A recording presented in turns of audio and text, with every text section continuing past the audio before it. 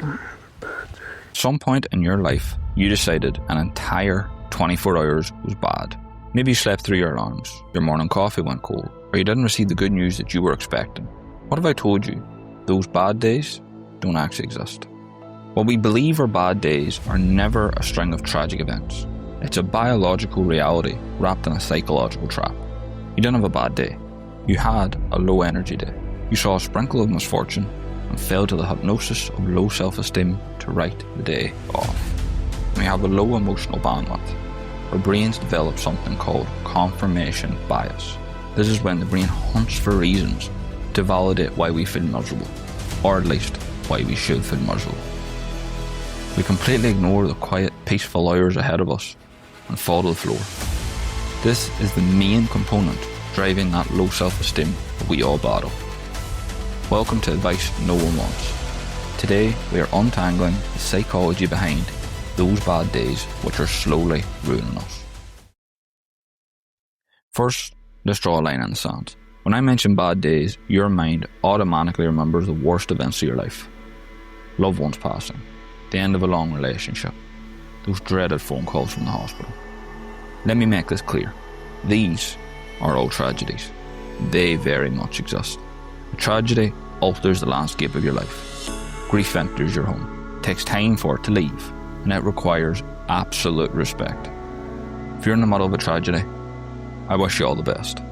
But this video isn't for you. This is for 95% of the days we throw into the bad column way too early. These are not tragedies. The traffic jams, snide comments from co-workers, the broken appliances. These are mundane inconveniences that we've tied a huge emotional weight to, which slowly starts to sink.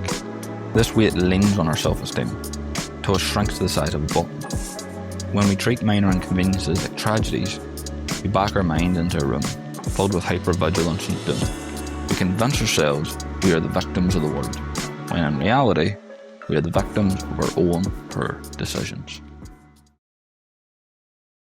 And it almost seems like an epidemic. Like there's something almost addictive about comparison, right? Like you're kind of going throughout your day and you kind of see that someone else is doing something and you're like, oh, why can't I do that?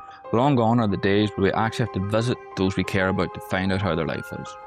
Social media has hypnotized us into thinking that we know everything about everyone. As a result, we believe that we are surrounded by people having 10 out of 10 days, 7 days a week, 52 weeks a year. If you didn't sense by my sarcastic tone, they aren't. Your favourite actor has bad days. The woman crush Wednesday has acne breakouts. Your favourite athlete messes up. We have this idea that everyone around us is perfect because we don't see the other side. You wouldn't put your biggest failures on your resume, and the same applies to the modern highlight reel, aka social media. That's why we struggle to bounce back. The day that you label bad from the second you wake up very rarely ever gets good. First domino falls and it's smashed into the stands. A won lottery ticket with your name on it could appear and you wouldn't even crack a smile. Food doesn't taste the same. Your clothes don't fit how they used to. And the hobbies you love have lost their spark. Nothing can feel good because you sent the jury home with the verdict that this is a bad day. What people need to hear, because they feel like that somewhere out there there's some superhuman person who never feels despair, no hesitation. So they feel like there's this person that's so different than them and so much stronger than them and doesn't ever have any procrastination. And you're like, that's not me. No. I love that phrase you told me once. He goes, sometimes I look at my fucking shoes for half an hour before I put those bitches on. It's a true statement. As an avid doom scroller, I've seen my fair share of trends. One of my favourites happened a year ago on TikTok. There's a section of the app called Book Talk, often mocked and labelled as nerds, but they expose the world to something really beautiful called the burnt toast theory. Everything that goes wrong happens for a reason. Sleeping through alarms, spilling coffee down your foots, burning your toast even. While the delay feels like there's resistance between you and the world, what if it was actually a helping hand? Let me tell you a story about one of the best employees all time. It was the night before one of his biggest days at work. After a busy day of preparation, he decides to order pizza. After the pizza, goes to sleep, ready for his big day. He unfortunately woke from his slumber at 3 a.m. with terrible stomach cramps. After an hour, he becomes nauseous. He sprints to the bathroom and vomits. Spends hours on that bathroom floor in the fetal position, battling cramps, cold sweats, and violent shivers.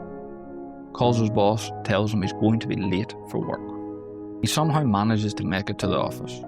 He drags his slumping body through the corridors and finally onto the office floor. Despite his condition, he has an unbelievable day at work. Hailed as one of the best things his colleagues have ever seen. A series of inconveniences completely swept away by a chain of positive reactions. A day that is embedded in history forever. That was the Michael Jordan flu game. Every negative inconvenience might actually be a vital piece in the bigger jigsaw of your day. Remember those bad days that you thought about at the beginning? Go back to them. Think of all the inconveniences. Think of the domino effect that had. Think about how it made you feel. Now, just for a second, think about the hypothetical situation where you take 5 minutes to fix the issue when it's in front of you. Could that day have been good? I don't have bad days, man. I may have a bad moment, maybe even a bad hour, but never a bad day. Think about things you've experienced in the last week. Did they ruin your day, or was it your reaction? How do you react when someone tries to help you, but it doesn't meet your standards? How do you react when a meal that you spent so much time on doesn't taste how it should? In every situation we blame for a bad day, we are actually avoiding the real problem. We have bad reactions.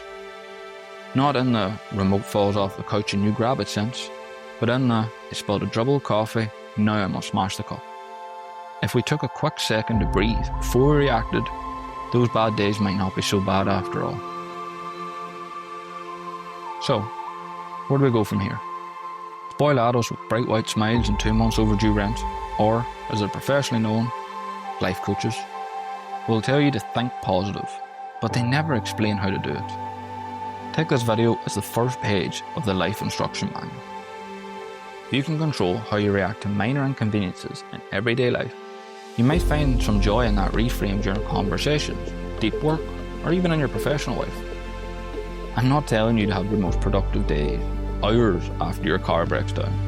I'm telling you to take a second after that inconvenience to breathe. Then proceed with your day. You don't actually want to tell me I'm an asshole, or label me the faceless manosphere poster boy, but dwell on this before you comment. On those bad days, was the day bad, or was it your attitude?